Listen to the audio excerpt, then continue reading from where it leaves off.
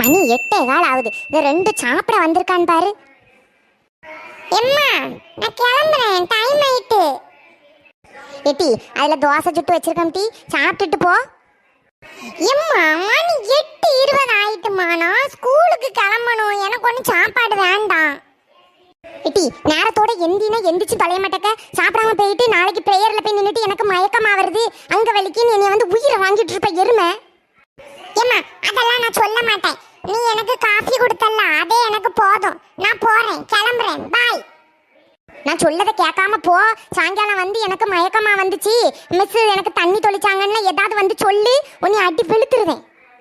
அதெல்லாம் சொல்ல மாட்டேன். அம்மா ஏட்டி என்ன வரும்போதே அழுதுட்டு வர, என்ன உனக்கு என்ன பிரச்சனை?